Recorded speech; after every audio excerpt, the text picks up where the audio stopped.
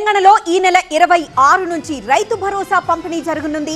దానికి సంబంధించి విధి విధానాల్ని రిలీజ్ చేసింది ప్రభుత్వం. రైతు భరోసా పథకానికి సంబంధించిన విధి విధానాలను ప్రభుత్వం జారీ చేసింది. రైతు భరోసా పెట్టుబడి సాయం కింద ఎకరాకు 12,000 రూపాయలు ఇస్తారు. భూభారతిలో నమోదైన వ్యవసాయ యోగ్యమైన భూములకు ఈ పథకం వర్తిస్తుంది. ఇక ROFR పట్టాదారులకు కూడా రైతు భరోసా అందుతుంది. భూ విస్తీర్ణం ఆధారంగా పట్టాదారులకు పంపిణీ చేస్తారు. సాగు యోగ్యం కాని భూములు రైతు భరోసా నుంచి తొలగిస్తారు. కలెక్టర్లకు ఫిర్యాదుల పరిష్కార బాధ్యతలు అందిస్తారు.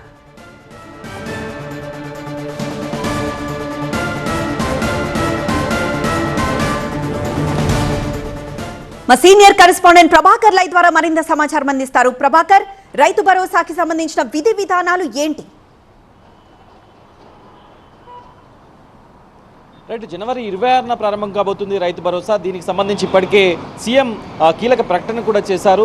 రైతు భరోసాను జనవరి 26 నుంచి అందించబోతున్నాం. అట్లాగే కౌలు రైతులకు కూడా రైతు కూలీలకు కూడా 12,000 రూపాయల ఆర్థిక సహాయాన్ని అందించబోతున్నామని. సో 12,000 రూపాయల రైతు భరోసాను అందించడానికి ఈరోజు మార్గదర్శకాలను విడుదల చేశారు. చాలా వరకు అపోహలు ఉండేవి, వాటన్నింటినీ కూడా నివృత్తి చేస్తూ ఈరోజు ప్రభుత్వం మార్గదర్శకాలను జారీ చేసింది. దీంట్లో సాగు యోగ్యమైన ప్రతి భూమికి, భూభారతిలో నమోదైన ప్రతి భూమికి రైతు భరోసాను అందిస్తామనేది అయితే ప్రభుత్వం చెప్పింది. దాంతో పాటుగా 12,000 రూపాయలు డైరెక్ట్గా RBI నిర్వహించే DBT, direct to bank transfer పద్ధతిలోనే రైతులకు అందజేస్తామనేది కూడా ప్రభుత్వం మార్గదర్శకాల్లో వెల్లడించింది. దీంతో పాటుగా ఎంత భూమి ఉన్నా ఆ భూమి అంతటి కూడా రైతు భరోసాను వర్తింపజేస్తాం. భూభారతిలో నమోదైన ప్రతి భూమికి, అంటే ఒక రైతుకు 10 ఎకరాల భూమి ఉంటే అది సాగుయోగ్యమైన భూమి 10 ఎకరాలు అయినప్పటికీ, ప్రస్తుతం సాగు చేస్తున్న భూమి 2 ఎకరాలు 3 ఎకరాలు ఉన్నప్పటికీ 10 ఎకరాల భూమికి కూడా రైతు భరోసా అందుతుంది. దీనిలో ఏ లిమిటేషన్స్ లేవు, ఏ కట్ ఆఫ్స్ లేవని చెప్పారు. కాకపోతే గతంలో ఇచ్చిన రైతు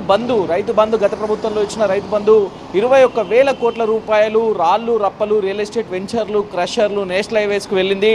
సో ఇప్పుడు అట్లాంటి మిస్యూజ్ కాకుండా ప్రభుత్వం అయితే చర్యలు తీసుకుంటుంది అని సీఎం ప్రకటించిన నేపథ్యంలో చాలా పకడ్బందీగా మార్గదర్శకాలు అయితే జారీ చేశారు. ఎక్కడా కూడా రైతులకు నష్టం కలగకుండా, రైతులు ఏ రకంగా కూడా నష్టపోకుండా ఈ మార్గదర్శకాలను జారీ చేశారు. వీటన్నింటికి కూడా NIC, national information centre monitor చేస్తుంది. IT పార్ట్నర్గా కూడా ఉండబోతుంది. సో డైరెక్ట్గా బ్యాంకు ఖాతాలోనే రైతు బంధు నిధులు, భూమి ఎంత, సాగు భూమి ఎంత ఉంటే అంత భూమికి రైతు భరోసా నిధులు పడనున్నాయి.